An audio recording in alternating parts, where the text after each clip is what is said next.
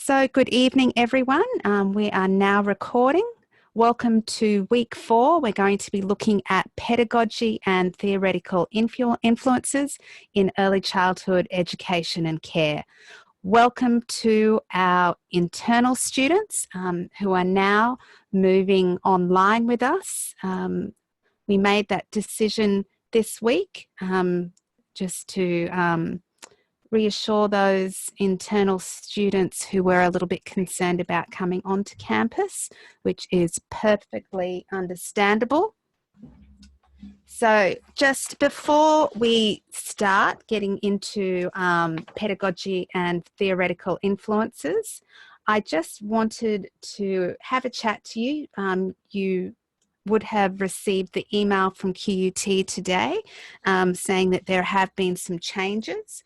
So this week, where I still had internal tutorials this week, and I actually had very good attendance from a lot of our students from our first, second, third, fourth years, and also from our master's students. But as of next week, we're not actually having any internal lectures. So for my actual lectures, I'll be recording them for other units.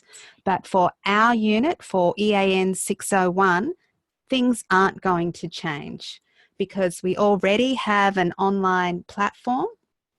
All of the material, I've developed it so it can be delivered externally, obviously.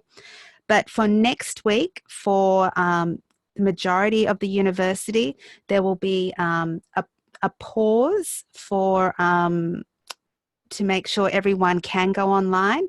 So next week, week 5, for us, we're going to be looking at creating curriculum in early childhood education and care. So next Thursday evening, we will have our Zoom session as usual.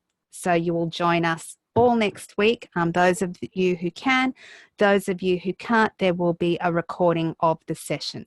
So for us, business as usual for that week.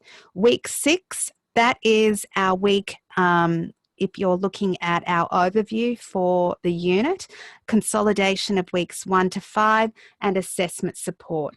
So that week is the week that I've allocated for you to come online, to ask me any final questions, to make sure everything is up to speed before the following week, week 7, when your assessment is due on the Sunday. So now, in terms of the university timetable, week 7 is actually part of mid-semester break. So they've extended that mid-semester break to include week 7. But again, that's not going to impact on EAN601 because that week I allocated for independent study. Any questions about the overview for this particular unit? Really, it's business as usual, other than our wonderful internal students joining us online. There will be no change in our teaching and learning, which is quite wonderful and quite remarkable, really. So any questions? Nope. All good. Okay. So again, welcome to our internal students, and hopefully that you are all up to speed. Everyone knows to have your microphones muted unless you're talking. So well done. Excellent. Louisa, if you could mute your microphone just to make sure that we don't get any background noise while we are recording.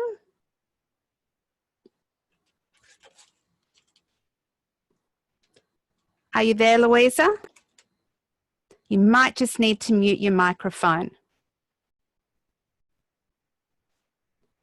Okay, Louisa, I'm just going to manually mute your microphone for you. If you did want to share or speak during the course of the session, you would just need to press unmute. But for now, I'm just going to mute it for you. That's interesting. It won't let me. Okay. All good. All right, moving on. All right, so having explored the foundations and reforms and current trends in the provision of kindergarten and looked at some practices and also some approaches, we're now going to look specifically at pedagogy. So we're going to look at pedagogy from a theoretical perspective. And we're also going to look at pedagogical leaders, and we're also going to link that to some approaches to curriculum as well. So some of our readings for this week were very much linked to those approaches to curriculum. All right. So the knowledge of pedagogy has a very long and complex history. Many of you will already have pedagogical beliefs that you base your current practice on. So as in terms of practice, pedagogy, it describes the relational values, personal engagement, the learning climate and understanding of families and cultures. Very much important is the family's social and cultural context. That's something that we need to focus on. And also thinking about students' life stories and situations. So at school, in the home and in the community. So pedagogy is about our chosen and committed practices as teachers. So does anyone want to share any of their particular pedagogical beliefs or any of their understandings of pedagogy in their current teaching environments? Who would like to go first? So if we think of it in terms of our chosen and committed practices at teachers, are there any particular pedagogical practices that at the moment you as a teacher are central to your practice? I know a lot of you have talked about the importance of play-based learning. Would anyone like to talk about that? Here's your opportunity now. You're writing about it in your assessment. I'm happy Let to me talk. see.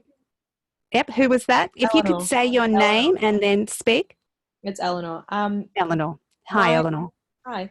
My school at the moment is very explicit teaching driven, which I don't personally believe is as appropriate for prep. I think there is a time and a place for explicit instruction, and there are certainly times in prep where we do need to have explicit instruction. For instance, hygiene practices. I think that's very explicit instruction driven. And very topical at the moment.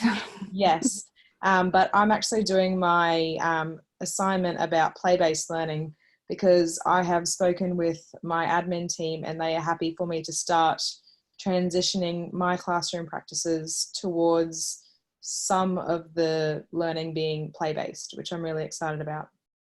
That's very exciting, Eleanor. Yep. And you emailed today. We've been having a bit of a chat backwards and forwards about your focus. So originally you were looking at literacy. Is that correct? I don't think that was me. That wasn't you? Okay. I've been talking to so many people about their focus. So no, actually, no, you have been very much committed to that particular topic, haven't you?